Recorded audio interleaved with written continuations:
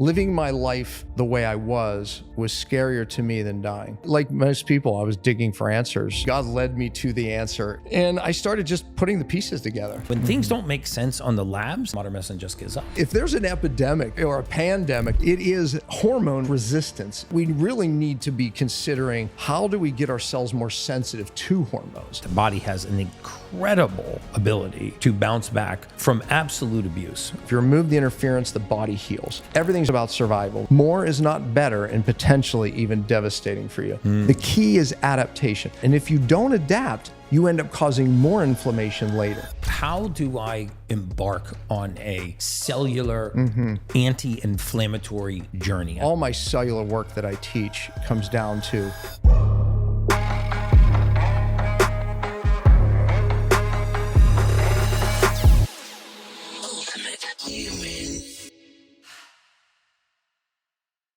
Hey guys, welcome back to the Ultimate Human Podcast. I'm your host, human biologist Gary Brecka, where we go down the road of everything anti-aging, biohacking, longevity, and everything in between. Today, we have a really special guest on the podcast today, someone I'm actually proud to call a friend. His family is biohacking in my rooms in the background. True. We've got somebody in a Hocket machine, somebody in a hydrogen bath, somebody in a red light bed. But Dr. Daniel Pompa is an incredible guest, probably best known for his books on cellular healing and beyond fasting. But what I really appreciate and like are the healers that didn't just start out on a journey to be a healer. They started out on a very personal journey. When they start out on a journey to heal themselves and solve a personal problem, I think that you find a very special type of healer, someone who introspectively really understands the journey of the people that they're trying to help and the patients that they're working with. So, Dr. Pompa, I'm excited to have you on the podcast, man. Thank you for coming today. Yeah, absolutely. I'd really like to, we're going to get into a lot of the specifics of, just what beyond fasting is and your cellular healing diet and some of your, your supplementation that you teach physicians to use to really get to the root cause of disease. But what I want to talk about first is your own personal journey. And ironically, we last connected at the Center. Yeah, Layla's clinic. Yeah. Yeah. And what I love about Layla, I love the Centner family. Yeah. Just in general for the entire mission that they stand for. World changers. Yeah, world changers. Yeah. Their school and the Center for Healing, which is here in Miami. Amazing. And I went to the grand opening of that, but she had a very similar, personal journey and is now out there to find people that are on a similar journey and help them heal. So tell us a little bit about your journey as, as a physician. Yeah, I was all the way back in 1999, 2000, where I just got sick. I'd say, fatigue, just like most people. I was training at that time. I was doing a lot of miles, 250, 300 miles on a bike, racing at the expert level, lifting weights, very busy practice. 2 young boys at the time. So I thought I was just burning out, honestly, or, at least overtraining. So I, like most people, I cut back on the training. Didn't help. I took off 2 weeks, which is, unheard of when you're doing things like that, right? Yeah. 2 weeks. Oh, surely I'll come back and feel good. I didn't. And then it went into headaches. Then it went into insomnia, where I would wake up in the middle of the night, couldn't get back to sleep, couldn't get to sleep.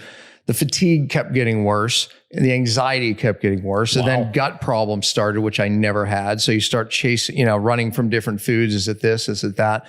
And then I just even weird panic attacks, irritability, anger, sound sensitivity. Believe me, I'm brushing over it. It got very bizarre in the symptoms. And like most people, right, I chased it, right? My thyroid, it must be that, because I had every symptom for thyroid issues, even my hair thinning. And adrenals were fried. I knew that. So I was trying to address those. And some things would get better, but most things were actually getting worse. And so I started going to different doctors looking for answers, and just, many of them. You're running a practice yourself during it. I was barely. Honestly, it's bad when you look at your book and hope everyone's canceling. Like, you just look at it and say, okay, there's not that many people coming in today. Thank God.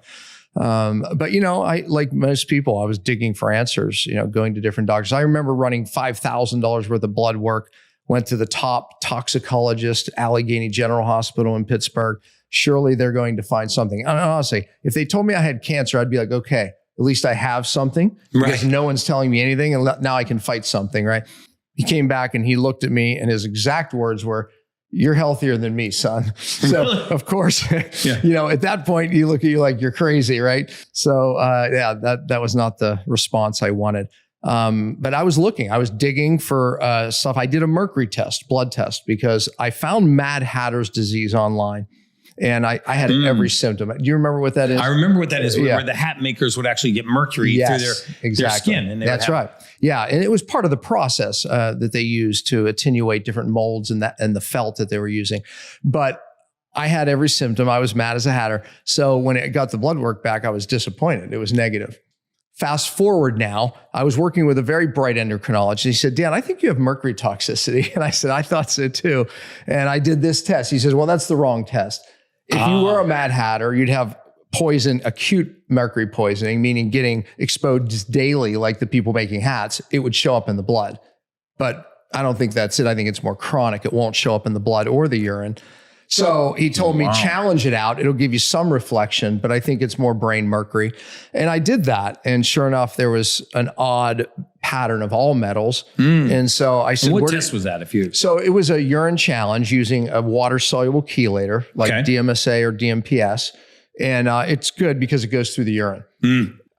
There's no perfect test for mercury. It's because the mercury that really affects us is deep in the tissue in the brain. And when it is that deep, without biopsy, you're oftentimes not going to see it. As a matter of fact, some of your most sick people from mercury or any heavy metal, oftentimes it looks like 0 in the urine. So to answer your question, though, what test did I do?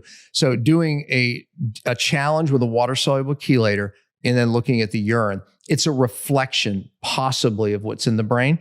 And so, there was, an answer because I had a lot of heavy metals that absolutely shouldn't have been there. Wow.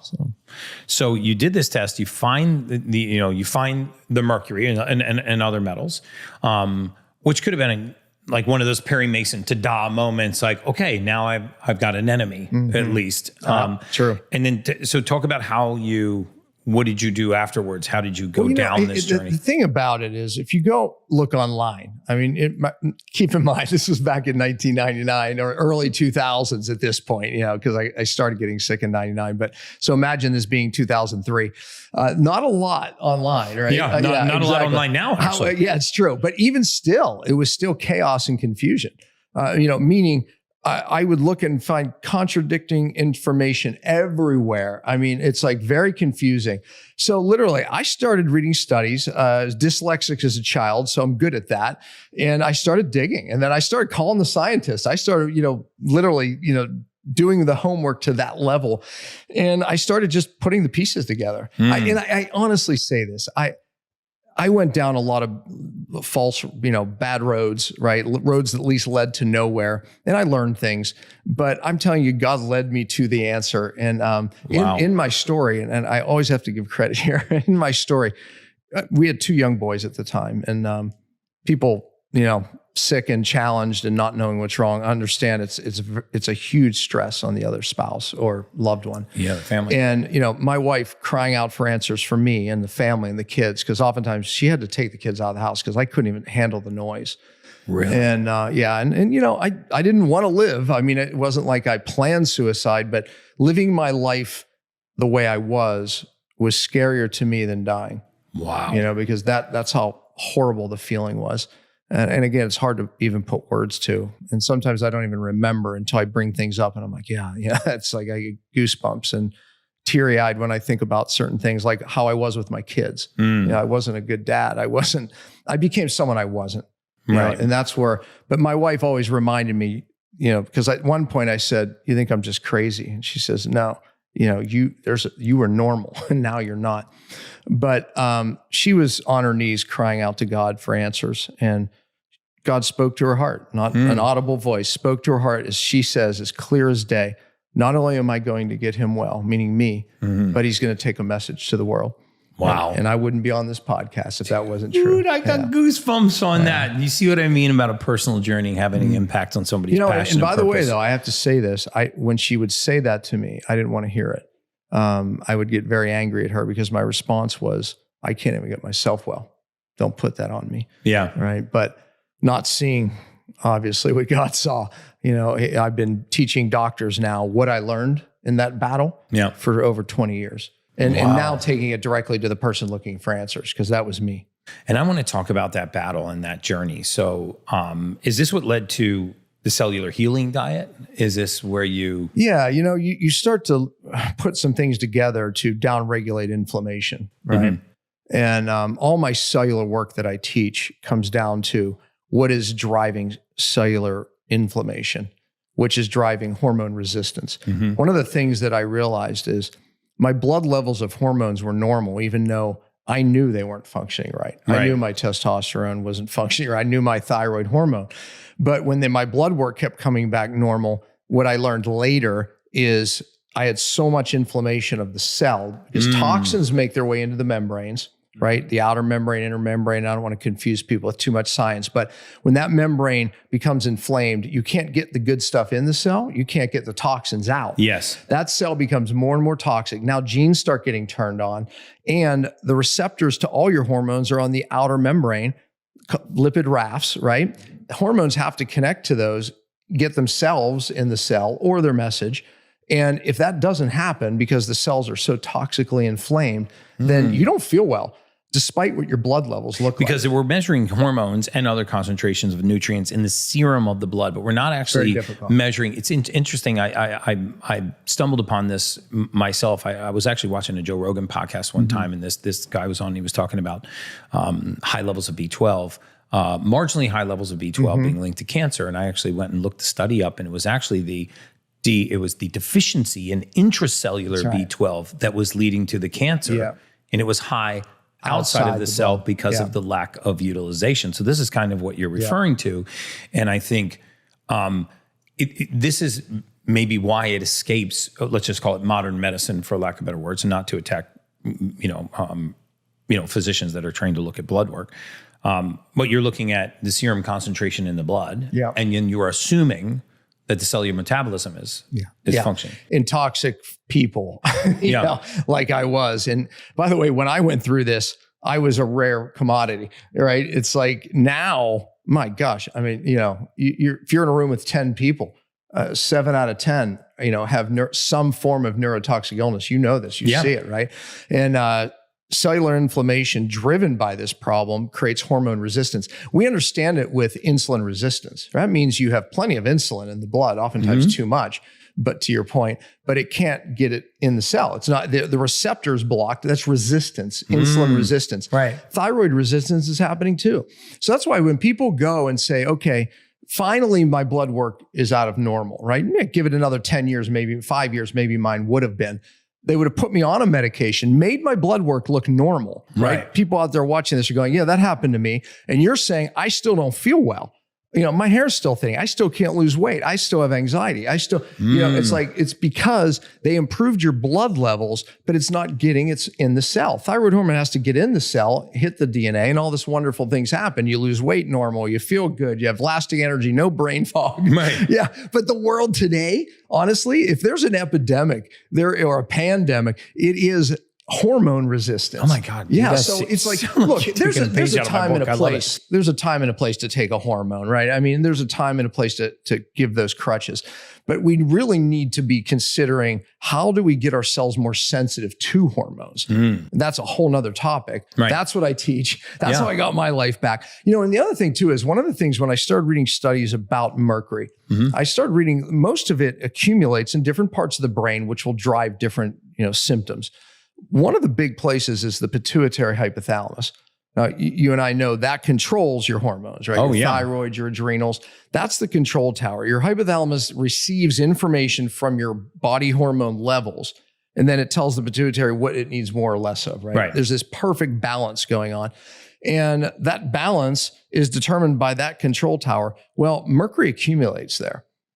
And by the way, people in moldy homes, biotoxic illness, people that have been in moldy homes even years ago, that hypothalamus, those receptors get blunted to different other hormones. Mycotoxins. Exactly. So again, there's the control tower that gets poisoned. Our cells, our cell membranes are affected by these toxins. And we're chasing the symptoms, either with supplements, natural things, or medications or hormones. time and a place. But the point is you don't get a lasting result. You have to get to those causes. And you know what we see in in clinical practice all the time is people with relatively statistically low levels of hormone with no signs of hormone disruption and plenty of energy, sleeping well, performing well, keeping lean body mass on, not bloating, no weight gain, no water retention, no brain fog. And then people with optimal levels of hormones that are having hormone deficiency symptoms. Absolutely. And I think this is a hallmark example of how that could occur. And when things don't make sense on the labs, I think, and a lot of times modern medicine just gives up. That's right. And they go, well, you don't qualify for hormone therapy. You're a male, your testosterone's at 750, your free testosterone's at 1415. This is all in your head. But no, I'm exhausted. No, it's all in their I have cells. no libido and I can't sleep and I got brain fog.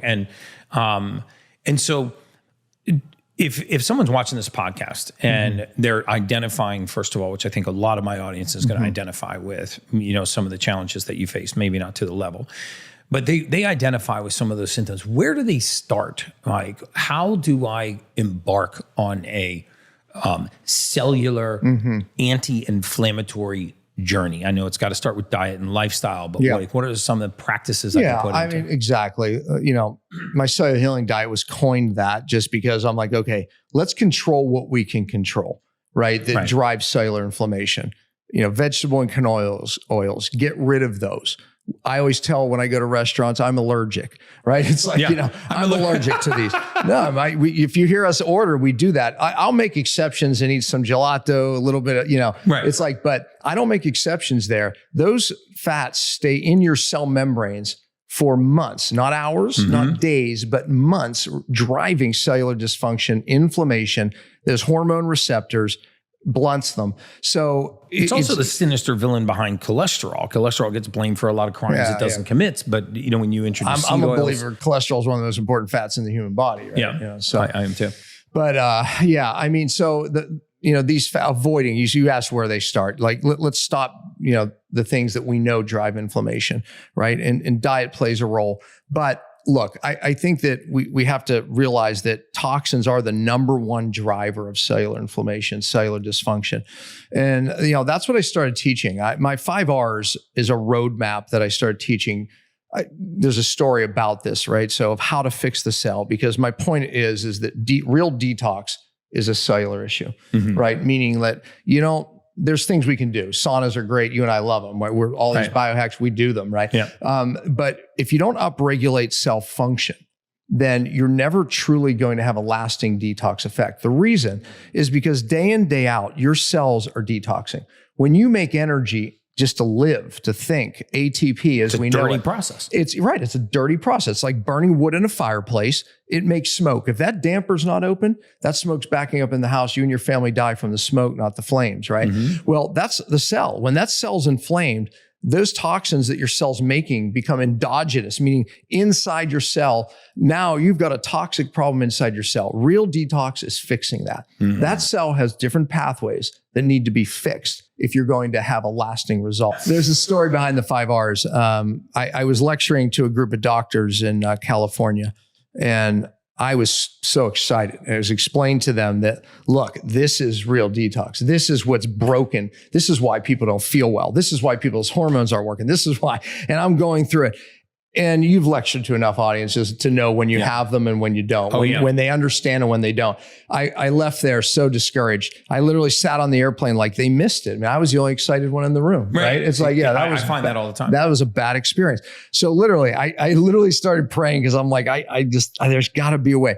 And then the 5 R, I'm telling you, I got it, an idea, picked up my notebook. The 5 R's was born. What is it? I don't want to lose people in the science, but R number 1 is the obvious. You have to remove the sources. And I think today we're missing a lot of sources of why people don't feel well. So let's circle back to that. Our number 2 is regenerating the cell membranes. I already explained that the hormone receptors are in the membranes. Okay. Your mitochondrial membranes is where we make energy. The nuclear membrane. So you have these membranes that get inflamed, these membranes that determine, there's a saying, it's not my saying, life and death begins on the membranes. Wow. Yeah. And I believe that. Yeah. And I would ultimately say, right? Well, you know Bruce Lipton. I'm sure you probably interviewed Bruce him. Lipton, Yeah. I mean, he showed the intelligence, the innate intelligence. That means the inborn intelligence in the human body literally is in the membrane. That's what he determined. It's in these integral membrane proteins, right? It's like he's spot on, right? We used to think it was in the nucleus. No, it's not in the nucleus. If you take the nucleus out, and he showed this, out of a cell, the cell lives on and it even does its functions. It's a white blood cell. It will go after bad guys, right? But if you destroy with enzymes these hormone receptors in the membrane, dead, instant death, right? So life and death is in the membranes, and that's R2. If we don't regenerate them, we're never going to get well. You're not even going to get the good stuff in your cell and the bad stuff out. It doesn't matter what supplements you take, what diet you eat. So we have to fix the membranes. R3 is restoring cellular energy. Okay. If you don't restore cellular energy, this is one parallel. There's something called the Gibbs free energy equation. That means that you need a certain amount of ATP, 2 molecules to make 1 molecule of glutathione. And glutathione is how your body deals with oxidation and inflammation and detoxification pathway, right? That's how it's getting things out of the cell and renewing things, right? So energy drops, glutathione drops, but here's what the equation says. Inflammation goes up. So now we're in this perpetual cycle, you see. And then R4 is you have to reduce inflammation. And a lot of dietary things that we're talking about. These are sequential. These are all the things that you need to do. No, you work them as you can, right? And then lastly, R5, and this is a topic you love, methylation. Yeah, methylation. Glutathione and methylation parallel each other. One's down, the other's down. One's up, the other's up. They parallel each other. And the energy pathways, methylation. Obviously, DNA, genes getting triggered, turned on and off. We have to reestablish, and that's the R, reestablish methylation. And look, I know you do a lot of, yeah, that's the fit. That's your R right there. You know a lot about it. You do. And I appreciate that because people need to hear the message. But when people are sick and challenged, they often say, because you do a lot of the genetic testing, I'm always like, look, I just assume you're methyl depleted because people that are sick and toxic, I don't care what your SNP is, your genetic, your gene, you are depleted in methylation when you're neurotoxically challenged and not well. So no matter what, we have to reestablish it. And obviously it's a big deal. There's a principle. You should find this gentleman, and I always give him credit for it. His name is Vininsky, Alan Vininsky, Dr. Alan Vininsky. The methylation priority principle. Methylation priority principle. Yes, and here's the principle, and people are going to get a good lesson.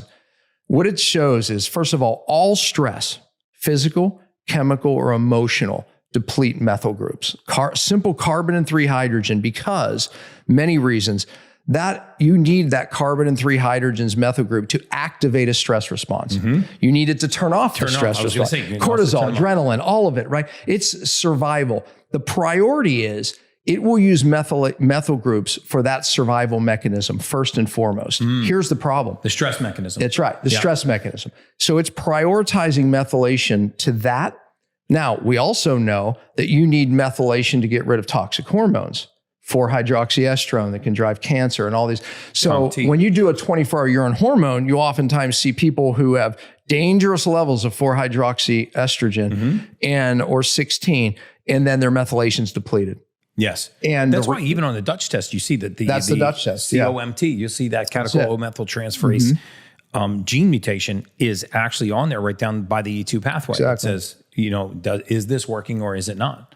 Yeah. And by the way, but people that stress bucket, physical, chemical, emotional, and it's at the top or overflowing, meaning a lot of toxic stress. The body, I said this once, I'll say it again, the body doesn't know the difference of stress, physical, chemical, or emotional. Once it builds up and that bucket is full, your methylation is being tanked. So the methylation priority principle is we're shoveling it to there. And what problem is now we're not protecting our DNA.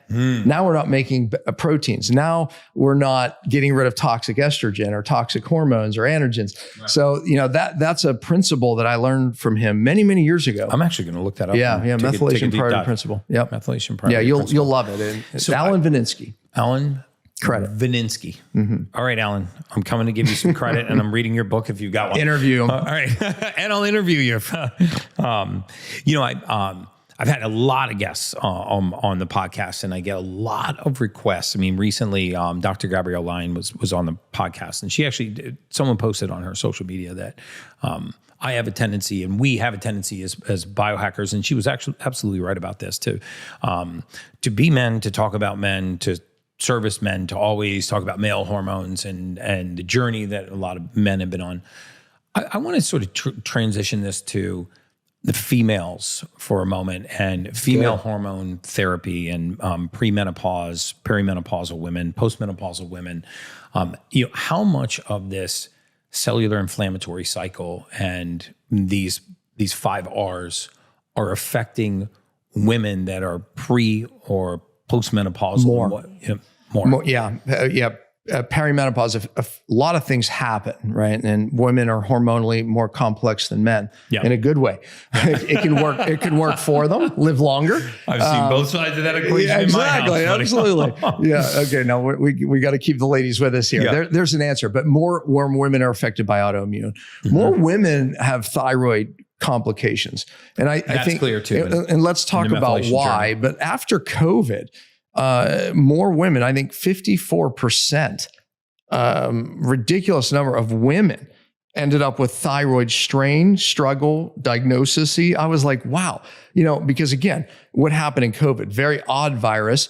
If your stress bucket was already really full, many people became what we call long haulers post-COVID. Right. And I think it's like 1 out of 6 now people are saying, I just still don't feel well since. Wow. Right? Maybe of the therapies from it or who knows. Right. But, they're complicating factors. The solution created a lot of the problem. Look, a few things happen.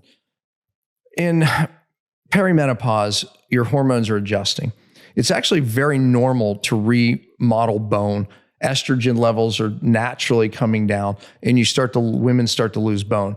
A lot of lead is stored in the bone. Matter of fact, most of it. Many women dump lead. I'll tell you another time that happens during pregnancy. It's normal to lose bone during pregnancy, but out comes the lead. 4 generations inherited lead in utero. 4 generations. Wow. Yeah. So, and we also inherit the epigenetics, the genes being turned on. But meaning, if your mom had lead, then you do in 4 generations. Wow. And this has happened to my wife. My wife, during perimenopause, started getting different weird hormone things going on, right? And we weren't just going to chase it with hormones. So we started digging. We did the Dutch test. Okay. And her methylation was tanked. And we started, and she had a buildup of 4-hydroxyestrone. Her mother died. 4-hydroxyestrone is a toxic, potentially toxic estrogen metabolite. And it's very good at binding water too, which bloats women. Yeah. And we know it can drive cancer, particularly breast cancer. Her mother had breast cancer. Wow. Went about treating it, standard way through medicine, chemo, et cetera. Ended up, she was considered a cure. And then 10 years later, because I said, Joyce, you didn't really get to the cause of what's going on. And at that time, I wasn't even sure. But 10 years later, she ended up diagnosed with uterine cancer. 2 years later, she died. My wife was heading down the same exact road hormonally. Wow. Well, we were trying to support her methylation in every way possible, and it just wasn't coming up. And long story short, we did a heavy metal test, same test I did. Her lead was off the chart. I mean, off the chart, Gary, literally off the chart. And so I started reflecting my son who had these GI problems. And was she having the symptoms of just hormone toxicity? Yeah, okay. Exactly. And some hormone things. And lead has a little pattern different than mercury. Right. She didn't have the same symptoms I had. Mercury, but a lot of joint pain, uppers there. Yeah. Mercury's fear, dude. Yeah. I was bloated with fear, anger, irritability, anxiety, horrible. Feeling of dread in the middle of the night. I would wake up just with a feeling of dread, horrible. Depression. I had it all. So I became someone I wasn't. But my wife's symptoms were different. So my son had these GI issues, and we ate perfect diet, fed our kids amazing. tested his lead off the chart. My next one, which we called the Banshee, and he had these skin things off the chart.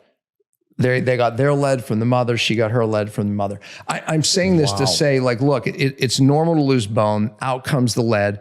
Mercury, same thing. There's a study called the Drash study. It's a German study that showed, sorry, ladies, but the number of silver fillings that you have or your mom is proportional to how much they found in the baby's brain on autopsy studies. Wow. And that's very, very accurate because these are, autopsies from, dead fetuses, and the amount of mercury correlated to the amount of fillings in the mom. Amalgamate fillings. So we're born into some of these toxins. My point is that bucket that I'm talking about starts filling in utero and then through life. What moldy homes did you live in? What other exposures? Contact lens fluid. If you look at my story, I wore contact lenses in the 70s, 80s, and early 90s. So I wore them when they were new. Okay. But the saline solution had mercury in it. Wow. Yeah. So that's been banned in the 90s, but it went right into our brains, right? And of course, I had my own set of fillings, right? So mercury was going right. Those fillings contain 50% mercury. They vaporize mercury. Despite what anyone says, they vaporize mercury for the life of that filling into the brain. Mercury vapor crosses the blood-brain barrier, turns to inorganic mercury, and there it's locked for life. Despite it's a forever chemical. Part of my process that I teach, passion, that's how I got my life back, is how do we get this inorganic mercury that has a half-life longer than we live out of the brain? That's a process. I believe I have the only safe and effective way on the planet to do it. And of course now, Gary, if you put mercury and aluminum together, opposing metals like that, they have a higher lethal dose value. Simply put, if you put them in a study, comorbidity. They kill more rats, right? Yeah. It's like in smaller amounts together than they do one higher than the other. Okay. So aluminum and mercury, where we're getting crushed with aluminum right now? And I know there's a lot of conspiracy in our air. They've put aluminum as one of the additives in jet fuel to make it more efficient. Dollars and cents. They're saving money. We can make jets fly longer on jet fuel. We're going to save billions of dollars. Yeah. Problem is aluminum's one of, so it's coming down as acid rain in our water and our food. We're being crushed with aluminum.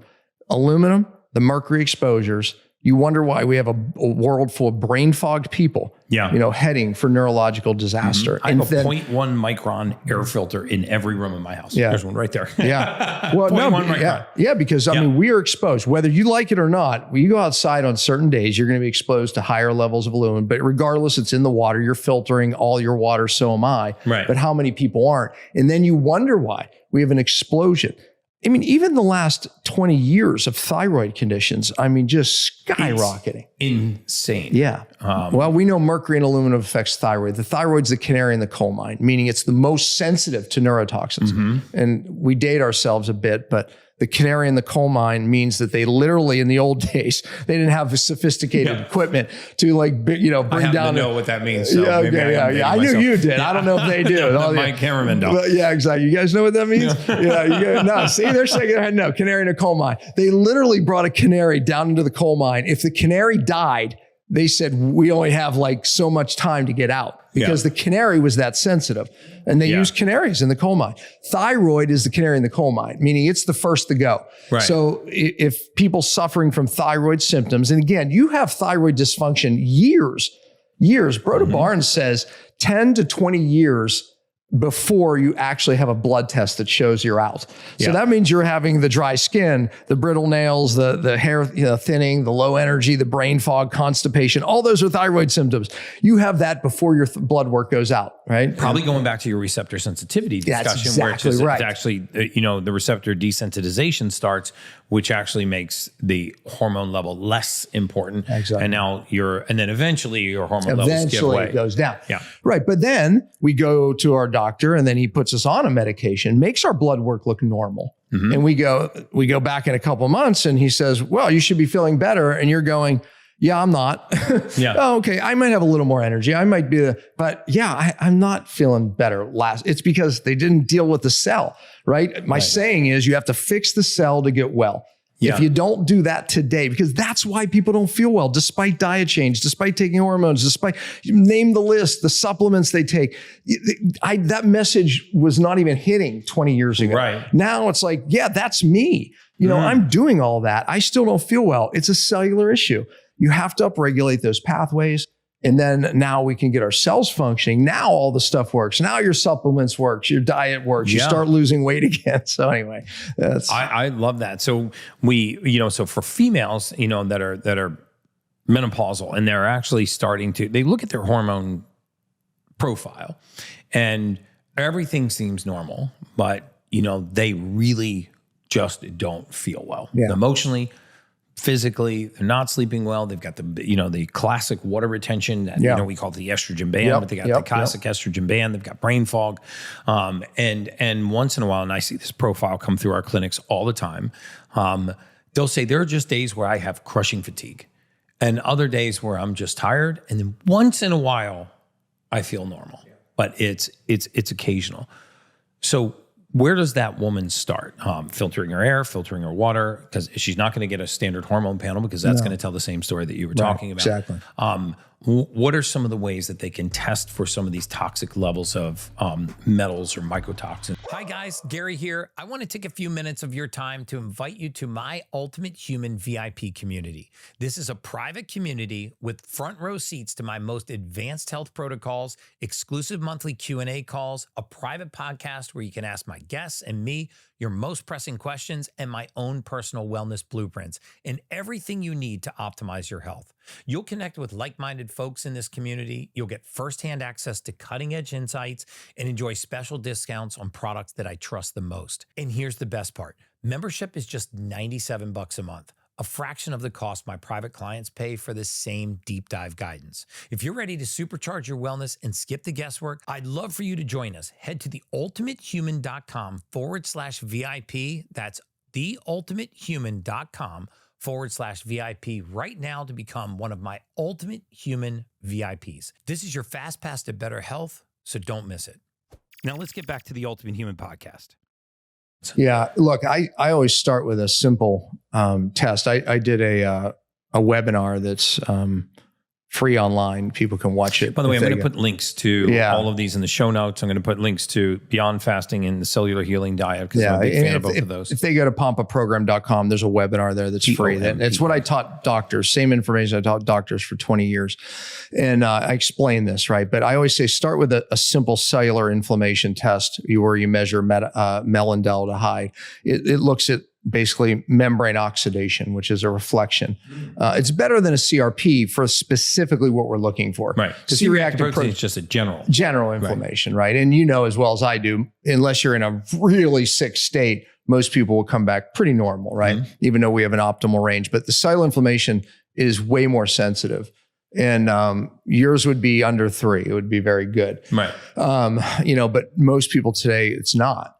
And that will be like, oh yeah, well, that's why my hormone receptors, that's why my hormones aren't working. That's why. Yeah, so we start people there. And then, what we do from the test is, okay, meet with someone, then help people look at their lives and identify what I call their perfect storm. So think about this.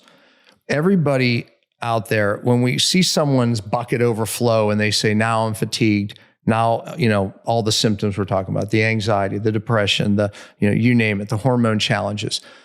Basically, they get to the point where, like I said, the bucket overflows, but there was 3 stressors that came together. So I have people try to figure out what those stressors are, meaning we want it to be one thing. I did have mercury toxicity, but I was also living in a low-grade moldy home. I was also doing 300 miles on my bike. Physical stress, mold, biotoxic stress, right, and mercury is another stress. Boom, my bottom fell out. The perfect storm. You remember the movie? We're dating ourselves again. Right. George Clooney. 3 weather fronts come together. It was. That was was that 80s or 90s? Hopefully it was the 90s because it feels like it was yesterday. Yeah, I know, right? I know. Right? So true. Yeah, George Clooney kind of looks the same. But anyway, 3 weather fronts come together. Catastrophic storm. Right. That's what we see. They were all rotating the same direction. So similar kind of what you're saying here. Intensity builds up. Yeah. So when we're evaluating people, we're looking for that perfect storm of 3 stressors. And then we say, okay, what can we do to get rid of those 3 stressors and then we can really get to the solution. So let's talk cause. I said our number one, let's circle back to it. I think that functional medicine has taken a turn to the left, maybe a not such a good turn, meaning we're really excited about a lot of expensive tests, but ultimately it's moved further away from getting to the real causes, right? So if I didn't get to the mercury in my brain, I wouldn't have got my life back. If I didn't remove the fillings that were pushing mercury into my brain, I wouldn't have got my life back here. Yep. Yeah. And if you're still living in a moldy home, unknowing, I know you don't smell it. You probably had an air test done, all came back normal, right? But that doesn't mean you're not living in a moldy home, right? Mold is very difficult to test for. Cyclical, I'm finding out too now. Like it can spore and then sort of become dormant, and then it can sporulate again. So if you actually happen to be during, it's like hair, it has a growth phase and a shedding phase, and mold has a similar phases. I don't profess to be an expert on mold by any means, but I did, as I've had more mold toxicity clients, and I've been working with Dr. Minkoff in Tampa. And one of the things I've come to understand is that, mold actually cycles too. So people will test their home and they're like, hey, I tested negative for mold. And well, look, they're doing all the mold toxicity. 98% of all air tests come back negative, right? It's like the mold's behind the walls or it's somewhere. And some molds don't even spore a lot, like Stachybotrys. Yeah, right? we're the mold capital of the world right here in Miami. Miami and Malibu. Yeah. California. Oh, yeah. Listen up if you live in Malibu. You know what it is too? It's a lot of the HVACs. So when I walk into a building, because I have a nose for it and I'm sensitive to it now, I walk in, I go mold. I turn around, walk out because the HVACs, they build up mold in the coil. Long story, but so it doesn't have to be behind the walls. Oftentimes it is in a HVAC, especially in humid areas. The point is that many people are sick because they're in a moldy home. One of the symptoms are nasty weight loss resistance, or all of a sudden they gain weight. Hormone dysfunction like crazy because biotoxins, we're not talking about a mold allergy here. There's mold allergies. You're allergic to the mold spore, but we're talking about the biotoxin. The actual mycotoxin. Right. The actual mycotoxin, which is a nasty neurotoxin, meaning it gets into the nerve tissue like mercury and it makes people really sick. You get a certain set of symptoms, frequent urination at night, frequent urination period. You get the insomnias, the anxieties, the inability to lose weight because it affects the leptin receptors in the hypothalamus. But the bottom line is you might be in a moldy home. If we don't get to that cause, and today, to your point, the way we're building homes is we have a problem. You go to Europe, 1,000-year-old buildings, they don't have mold. Why? It's the way they built the buildings compared to we are. Their circulation. Yeah, circulation, exactly. We have drywall, which has mold food on it. I mean, drywall, it has paper. All you have to do is add water and you will have mold because the mold's here. Right? Yeah. So it just makes no sense, but we're still building homes this I remember way. the big issue we had in Southeast and Southwest Florida with Chinese drywall. Yeah. Called it Chinese drywall. Toxic. And it was absolutely, people were getting violently ill. I was actually in one of those homes where we actually our builder had to, it was a community in Naples called Vasari. And our builder had to come in and remediate everything. In beautiful home, and they had to literally come in and rip it down with the studs, and then ozone it and put the drywall back. But the exposure to some of these, air filtration, things like ozone filtration systems, things like that we can actually put into our homes to really filter our air, and try to. I always tell people they should build an imaginary fence around themselves and begin to filter things before it gets to their body. Absolutely. Because or else your temple's going to be the filter. So we can filter our water before it gets to the temple, or we can let our temple filter out the fluoride, the chlorine, the microplastics. When we walk outside, we get aluminum exposures and other exposures, right? I mean, multiple exposures. Glyphosate, another chemical they're spraying on our food. It's in 60% of the rain. So we better control our environment we can control, right? Where we're spending 14 hours a day, 20 hours a day, who knows? But, that's what we have to control. So your point, you have to filter your water. You have to filter your air. Look, I know these things, there's a price to it, but what's the price to your health, right? Right. And people out there, don't just run and get your fillings out. There's a proper way to do that. Biologic Yeah. gas. And then remember, it's bioaccumulated in the brain. That's my process. We have to get it out of the deep tissue, lead out of the bone, mercury and aluminum out of the brain. There's a process. But you asked the question, what can you do? You have to control the input of these things. Here's a great analogy. If we had a bathtub upstairs, all of a sudden overflowing, that's the symptoms we don't like, right? Here's all the things, the damage being caused, right? That's the autoimmune condition, the thyroid condition, the diabetes, whatever condition it is you're diagnosed with or symptoms you don't like.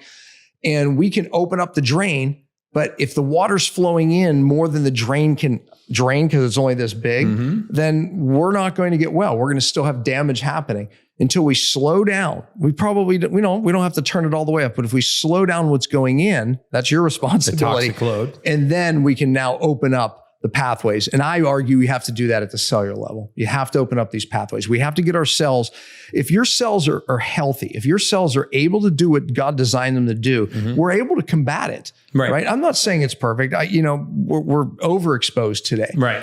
But you have to get your cells doing what they were designed to do day in, day out. Yeah. And that's get rid of toxins. So let's pay more attention to that. Yeah, because very often I disagree with people that say, and I know it's a sort of a scientific law, the dosage determines the poison. But the truth is that sometimes the dosage doesn't determine the poison. It's the cumulative dosage that determines the poison. It bioaccumulates in our tissues. Nobody ever got mercury poisoning from one piece of tuna fish, right? They got mercury poisoning from microdosing, for lack of better words. So you can have a safe level of mercury or a safe level of arsenic or a safe level of lead. And there are levels that are considered safe of all of these things.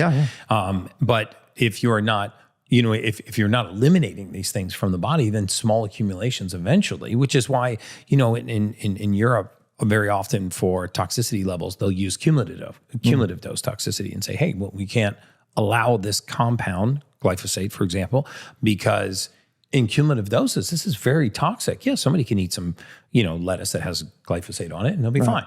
But if they eat that lettuce every day, that's a problem. It's also on their apples and their oranges and their pears and their peppers and their vegetables and their produce.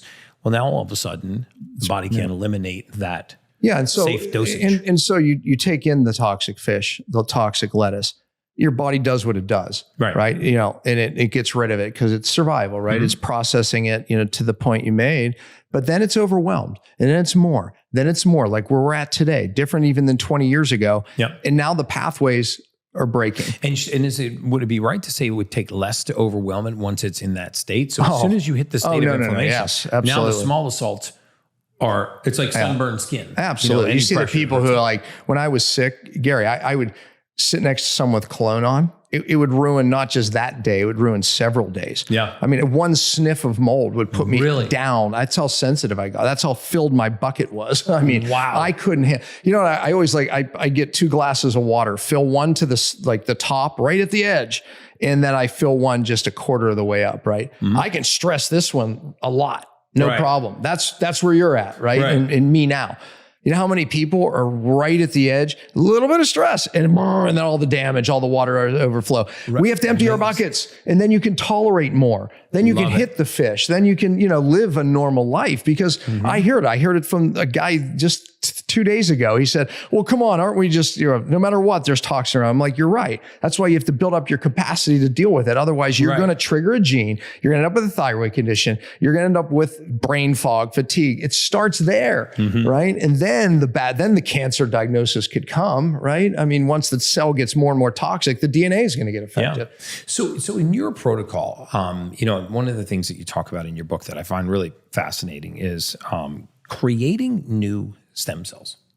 And how do we create new stem cells? Our stem cells are as old as we are. Are you talking about releasing new stem cells? Because I'm fascinated by, I think, the whole field of biologic stem cells, exosomes, natural killer cells, natural killer blood draws. This sort of whole area of biologic medicine, I believe is the future. I'm fascinated too. Yeah. So how does one go about increasing the number of their own stem cells without putting stem cells into their body. Yeah, without putting stem cells in the body. So the cheapest way, fasting. Look, I got. Oh yes, I want to go down this road. I'm excited to go down this road. I got into fasting in the 1990s. I had literally visited these like fasting clinics who do extended fasts with people 30 days, 50 days. Who we saw this week. I just did a podcast. When did we do that? 3 or 4 days ago, with Dr. Walter Longo. Oh, I love Walter. Yeah, Walter's amazing, and I mean he's like beyond intelligent. But what he let me know about, and he talks about it on the podcast, is that he is about to release a series of 3 clinical studies. They're finished with the trial and they're publishing it. One on Alzheimer's and dementia and neurofibrillary tangles and amyloid plaques. One on type 2 diabetes. And another one on dementia, and the simplicity, for lack of better words, of using fasting to turn the power of the human body on these egregious neuroinflammatory conditions and things like diabetes. And he used the term, these are his words, not mine, these diseases are reversible. That's it. His words, not mine. His words. And he said in this study, they're going to prove that. So, I just took 55,000 people, I think I had, for a 3-day water fast last month. And I took another 73,000 people through a 3-day breathwork challenge. But I want to go down this road of fasting. Look, fasting. You wrote a book on it. Yeah. So. I mean, fasting's fascinating. What happens. And to go back to answer your question, by the way, Walter is, he really brought to the forefront partial fasting, where you don't even have to just do pure water. Now, I'm a fan of both. Yeah. I learned fast mimicking. Yeah, fasting mimicking diet, which basically is a partial fast. That means reducing protein and calories down below to a certain point. Protein typically under 20 grams, calories somewhere under 1,000, depending on body size. Talking about, right? Yeah, and it works. I learned that type of fasting from a French gentleman, and he read his books and his articles, and because I noted that some people fasting's a stress. And if you violate the premise of hormesis, meaning if you don't adapt to a stress, it becomes negative. So, and we can talk about that with the biohacks. But what happens during this stress is the body goes into a survival mode and it starts it's smart enough to get rid of the bad senescent cells. These are cells that live too long, drive inflammation, age you prematurely, right? Cause all kinds of trouble. Zombie cells, they're called, right? Senescent cells. The body's smart enough to go after those, and it goes after those to get the nutrition that it needs for survival. It's fascinating, but it's so smart that it not only if it gets rid of a bad one, it stimulates a stem cell. And that was your original question. And it remakes a new cell. So Walter, in one of his studies, he showed that when you're in a fasted state, your body's getting rid of these immunosenescent cells. So these are cells that live too long in your immune system. Those are really bad because it gives you low immunity. It causes you to have hyperimmunity, autoimmune, right? So we know that in a fasted state, it's getting rid of those and it's creating a new cell, which he calls a naive cell, meaning we're chill. We're not going after the bad guys and we're young. So we have great immunity. We're creating more of those guys. So, but one thing that I loved about Walter's, you mentioned the diabetes study that was first done in rats. He showed that it wasn't just one study. What they did in that study is once a month, they did a 5-day partial fast. Next month, 5-day partial fast. Next month, 4 months, I believe it was in that particular study. And they saw the beta cells in the pancreas regenerate That's themselves. what he was saying. And they actually did. Now they've done it, repeated it in humans. Yes. And that's what he's working on right now. And I don't want to misquote it, but it's in the podcast. But I want to say he used large samples of patients, and it was randomized and it was placebo controlled.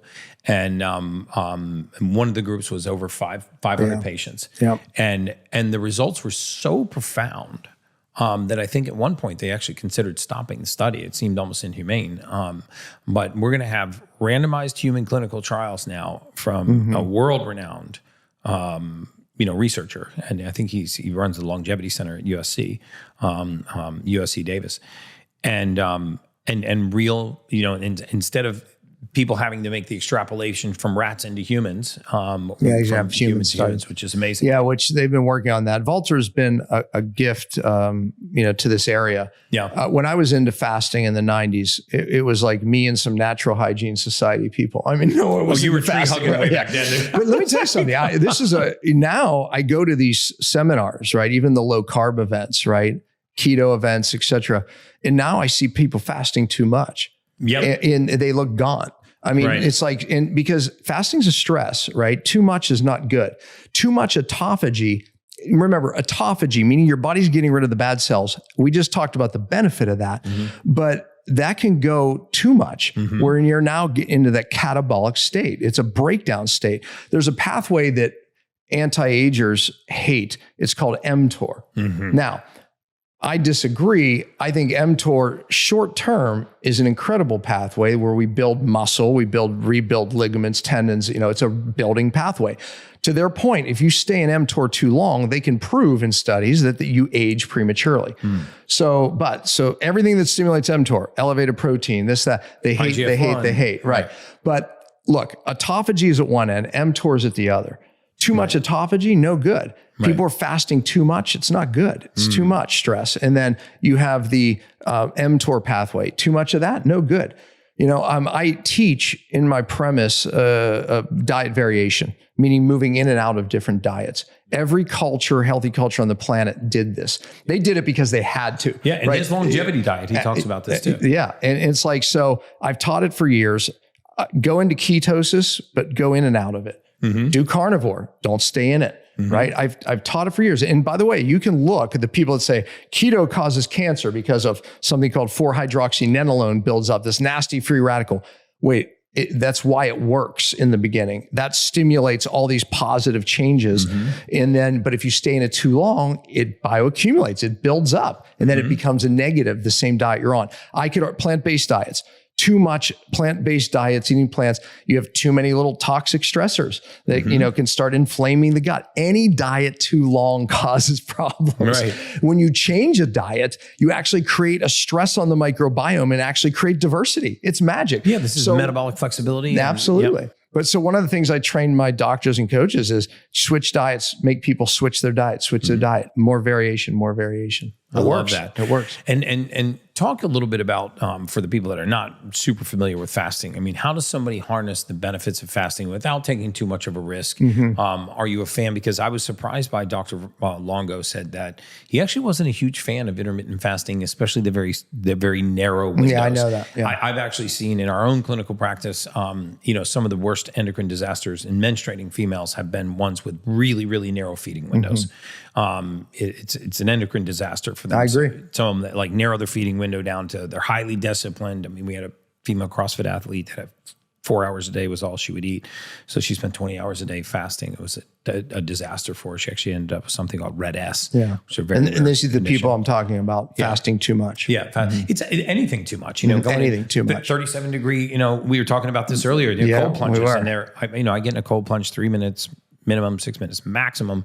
And I'm at 48 degrees. I'm not 34 degrees, and I don't stay in there for 12 minutes, but I see folks on Instagram taking a snorkel, going underwater. They're underwater for 12 minutes, 37 degree water. Yeah. And it's kind of like you go in 37 degree water, I go in 34 degree water. I go in 33.1. It's liquid ice. After we finish the fasting conversation, I want to get back into that conversation. Get back into that too. But my question essentially is that, for somebody that's watching this, hasn't participated in my fast, hasn't read your book on fasting, isn't familiar with Dr. Valter Longo, what's a sort of a safe path for somebody to go down to experience some of the benefits of fasting? Well, first of all, to your point, right? Everyone's different, right? Like we were talking about, not everyone can jump in a cold bath for 3 minutes. And if they do, not only is more not better, could be a lot worse. Right. They're not adapting. Yeah, they're not adapting. Everything is adaptation. If you don't adapt, you make a positive negative, right? Same with fasting. So a lot of people are just, they get a result. So they think by eating one meal a day, or maybe they're eating in a 4-hour window, to your point, right? and they lose some weight. But the problem is they might be losing a lot of muscle weight because their body's not efficiently burning fat because they're not efficient at it. They've got cellular problems, right? And so what happens is then they're continuing doing this. Now they're straining their adrenals, their thyroid, their hormones, and they end up in this hormone down spiral, as you described. To answer your question, what your fasting window works for you. Here's a good way you could do it. Okay. So people listening. So let's say you get up and you say, okay, I'm going to skip breakfast and I'm going to just push it out till 10 o'clock. Wake up in the morning. Let's say you wake up at 6 or 7. Check and they sell meters, very cheap, inexpensive meters for this. Check your glucose and ketones. Ketones are when your body burns fat, it makes ketones. Most of your viewers probably know what that is, right? And okay, so test both levels before you do anything, before you have your coffee, before whatever you do it first. Now, at 10 o'clock, before you're ready to eat, test the levels again. What you should see is, and you could do 3 to 5 days so you get a good average. You should see glucose trending down from your weight glucose and ketones trending up. If you don't see that, despite how you feel, you're not adapting to that level of stress. So let's say your first meal is to 2 o'clock. You would test in the morning and then before 2 o'clock. And you should see that trend because what it's showing is at least I'm adapting enough that I'm burning fat and using that for energy. Now, if you exercise or, do something or get stressed out, you're going to throw your numbers off, right? As opposed to seeing higher glucose levels, you're saying. Yes, exactly. So then you see glucose trending down, ketones trending up. It's a good sense that you're adapting to that. Okay. So that gives people a better sense of what fast works for them. But here, let me answer it even better for people. I'm okay. Most people can do 1 or 2 days where they fast, where they eat 1 meal a day, maybe in a 4-hour window. But the magic is in the feast. People are forgetting about that mTOR pathway. The feast is the magic. So I go around saying, you need to feast. Don't forget about the feast. I interviewed Karen Verde. You should interview her. But she was the first one to show, it was a mouse study, I believe, but they compared like low fat diets, low carb, all these different diets. The diet that worked the best to break through weight loss resistance was actually feast, famine, feast, famine, feast, famine. Really? And I said, Karen, why was it? I think they were doing like low calorie one day, regular diet, low calorie, feast, famine. Okay. I said, why is that? She said, because it forces adaptation. And there's a hormone optimization that takes place when the body is in that state. The point is we're just famine. Yeah. And with intermittent fasting. And you can't just do that much famine. You need feast days. Even from the simplest standpoint, your body, everything's about survival. Would you agree with that? Yeah, I would. Everything, right? That's why biohacks work, right? Exactly. Everything's about survival. Probably why feast famine works so well. Okay. Too. It's very ancestrally in tune with your body. But here's the thing. Look, your body, when you famine too much, it'll eventually go, I'm going to save Gary's life and I'm going to slow my metabolism down. I'm going to hold on to fat. And if I have to, I'll even use muscle. It's easy. Right. It's cheap. I've heard you say it, right? It's easy. 30 seconds, burn up the muscle, right? Gluconeogenesis, boom. Okay, so it'll do that if it has to. And so you're getting lower and lower metabolism as that happens. Now, if you just take 1 or 2 days a week, people with hormone challenges oftentimes need 3, feast, famine, feast, famine. And if you feast your body, it reminds your body it's not starving. Simple as that. So imagine, you're in the middle of the wood in Alaska, right? Or you have a cabin in Alaska, and I do too. And I come over to your place in the heart of winter. This winter's colder than normal, harder than normal. You have a normal pile of wood that gets you through the winter typically. This winter's bad. So you're dwindling your pile very quickly. Matter of fact, so quickly you get nervous to survive. So you burn less wood. You turn the metabolism down. You're saying, you know what? I'm going to keep my house at 55 because I got to make it through this winter. I only have so much wood. Right. I come by your house and go, Gary, holy cow, man, this place is freezing. Yeah, I'm running out of wood. I got plenty. I come over and dump a feast day. I give you more wood. Guess what you do? You turn it back up to 70, right? You know what I'm saying? So that's what the metabolism does. So the point is people are putting themselves too much intermittent fasting daily, and their body starts backing into it. It may take months, but it backs into a survival mode, screws your metabolism up hormonally because that's what it is. That's what we've seen. And then add feast days and watch the metabolism fire up. So they just remind your body it's not starving. It's not rocket science here. Right. Yeah. It's so funny because I just experienced that of my own accord. I don't know that I necessarily do feast famine days, but I don't think we have to do it so structured. But I take, once in a while, I'll just take a Sunday and I just fast on a Sunday, and I'll just drink mineral water throughout the day. And I wake up Monday morning and I feel so clear and so energetic. And then I eat normally on Monday. I actually wake up just as clear and energetic on Tuesday. And I've done this so many times that I know it's not just the fast. It's also the feast afterwards. I don't think anybody can. The hormone optimization that occurs because of the feast. Because I feel amazing. And when we did the 3-day water fast, I actually had people use bone broth day 1, and then eased into it days 2 and days 3. And one of the most interesting things that people reported was that they didn't realize how much time they actually spent eating. They said, I wasn't hungry, but just behaviorally, I got up and went to the refrigerator. I got up and went to the, into the kitchen, the office in the kitchen. And I usually walk in there 4, 5, 6 times a day because I'm constantly nibbling on snacks. They say the average American eats 17 meals a day, and people go, no, I don't know. But it's the bite of nuts. It's the olive. Yeah. And it's just constantly, but it's still grazing. But it still causes your body to have to process that. It's still a lot of energy to eat, and Walter talks about this, right? It was his predecessor was in the Human Genome Project. You know what that was? It was where they put themselves in a biosphere literally for like 2 years, ran every test on themselves. They diminished calories. I think it was at 35%, I think it was, because studies show that genes turned on that make you live longer. Right. It was a complete fail.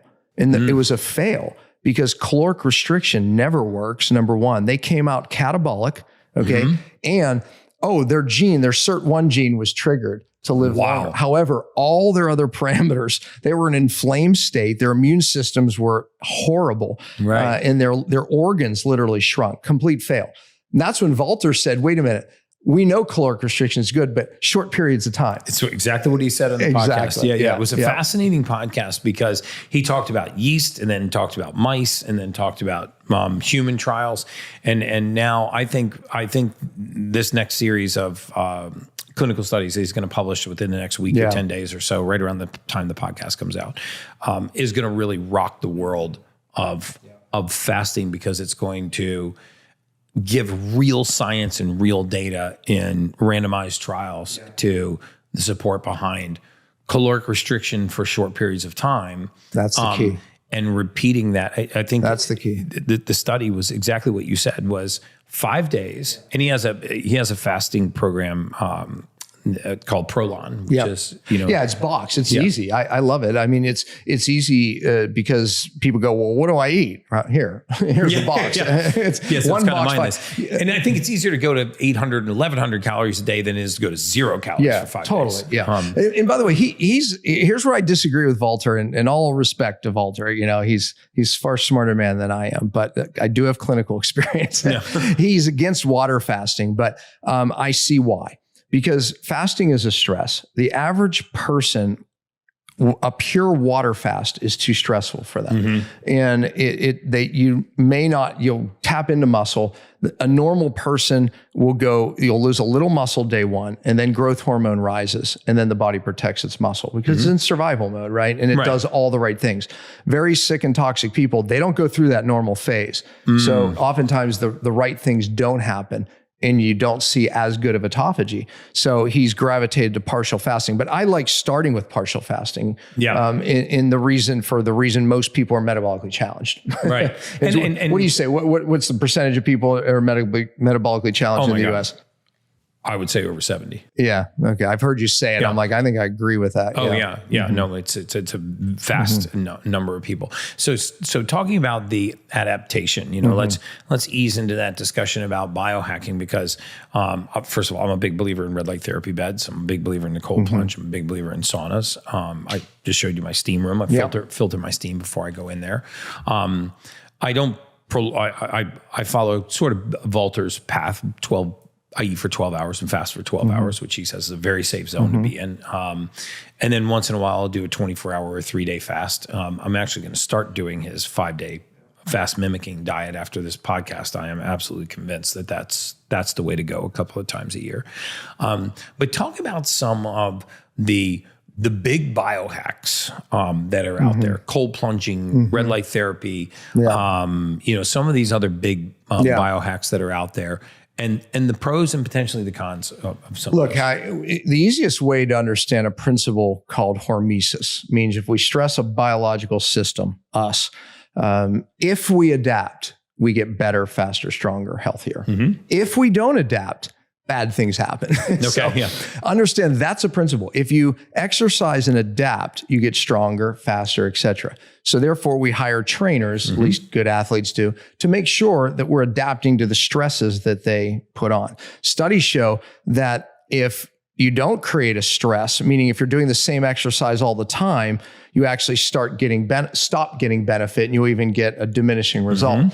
So we need overtraining. Exactly, right. So anyways, most people, when they first start, they start reasonably, or not. They go into the gym and do too much. It's a negative, right? So we understand we can overtrain, but this applies to cold baths. The only reason a cold bath or heat, cold, anything you just mentioned, this premise of hormesis applies. If you go in a cold bath, the body thinks it's going to die. What does it do? Raises up norepinephrine, which raises up growth hormone, which makes your cells more sensitive to hormones. All these major, wonderful things happen. Brown fat activation. Brown fat activation. All of it. If you adapt. So no matter what, you feel good after, because, you have this, norepinephrine rise and all your, good hormones come up.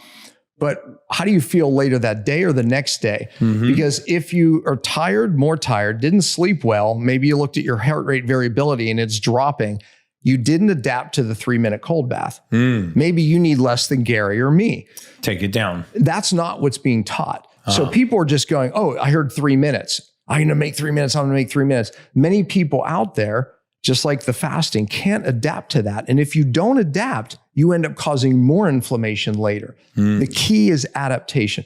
Saunas are the same way. And I said this to you earlier, right? I said, when I was sick, I couldn't even take hot showers. Yeah, you said that. I would be just wiped out later that day. So I learned to take very lukewarm showers. I wasn't adapting to the heat. So people go into saunas because they hear an hour, whatever it is, and they force themselves to do it. More is not better and potentially even devastating for you. So we have people that have thyroid, adrenal challenges, hormone challenges. I promise you, they need less. And you saw this one study that recently came out, a 10-minute shower, or 10 seconds of cold before your shower every day worked out better than the big cold plunge. I believe they were just looking at average people. Put the average person in a 3-minute cold plunge. When they looked at the results, it was not as good as the less stress. Consistently less long. All they did is lower the stress level, and more people did better with that. And I believe that's the case for many of these biohacks. And I can absolutely see that too. So sort of bringing everything full circle from your all of your experience, your personal journey, your cellular healing diet. What are the big takeaways that you want people to remember from this podcast? Because they've heard a lot. I got to filter my environment. I got to take care of my cells. I should intermittent fast with too short of a window. What are the big 3 or 5 takeaways that you want them to walk away from? I would say that one of them for me is that you can heal from whatever you're being challenged with right now. So that is the first message, is that the body has an incredible ability to bounce back from absolute abuse. I mean, from you were, just horribly abused in the state that you were in.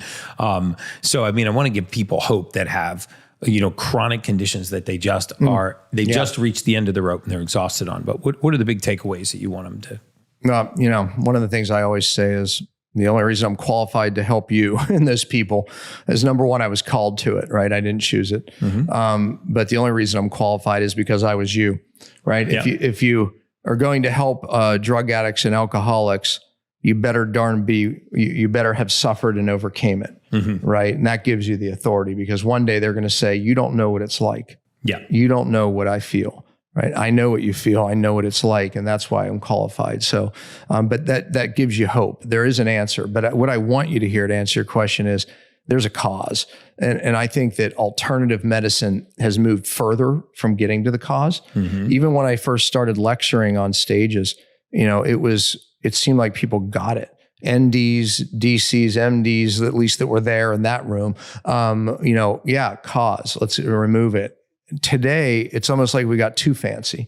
And we're forgetting about these major causes. Neurotoxicity is rampant because of what we're under today. I think most people agree with that. Yeah. But again, it's not as simple as just sitting in the sauna that we love. I mean, there's benefits to saunas, don't get me wrong, and you should do them. But you do have to get to the cell, right? And I've spent 20 some years teaching doctors the principle. And my kids, I think we had this conversation because your kids work with you, right? Yeah, they do. They saw me. They saw me on this, treadmill of teaching doctors and even one-on-one helping people. And they said, Dad, if you were called to take this to the world, it's not happening. And it's not going to happen the way you're doing it. That's an honest conversation. That actually sounds like something my daughter would say to me. Exactly. And give me your phone, Dad. I said, but detox isn't, here's a box of pills. It has to be specific for everyone. The doses, what chelators, what binders. I mean, it's different for everyone, son. So, Anyways, he had a different vision of how we can take this to the world directly to the person looking for answers. And I say that to give people hope. So that's what we did. I mean, Pompa program, as it's direct to the person hurting, direct to the person looking for an answer, as opposed to me trying to train the doctors. But there is hope. You have to get to the cause. If you remove the interference, the body heals. It does. I love that. It's a dang principle that works. I didn't get well because of a specific vitamin. I got well because I got the mercury safely and effectively out of my brain. I got well for taking the biotoxins that were accumulated in my cells, downregulating every bit of cellular function that should be there to protect me. I got better by getting rid of that. That's so awesome. We are so, as society, we are so about what we can add. But most people today aren't sick because of a lack of a vitamin. And I'll name 5 vitamins that I think are very important people lack. Okay. Right. But most people are sick because it's too much of something. These neurotoxins we're being inundated with. And I'm telling you, it's wearing people out. I mean, we never had a society with as much brain fog and anxiety as we do now. These are neurotoxic signs, Gary. Yeah. And people, if you don't get to the cause of that, I don't care how much kava, CBD you take. I don't care what you do, how many biohacks you do. You got to get to the cause. And that's the message I really want people to hear. That's excellent. And how do people find you? I mean, how do they find you on Instagram? I mean, obviously, you can find me on Instagram, Dr. Pompa. I have a following there. I put out videos all the time. We're talking about that because my kids make me do that too. You got to educate, Dad. Dude, my kids built my whole social media channel. Exactly. So. Me too. Great. Anyways, pompaprogram.com. You can watch. I said that there's the free webinar there you can watch.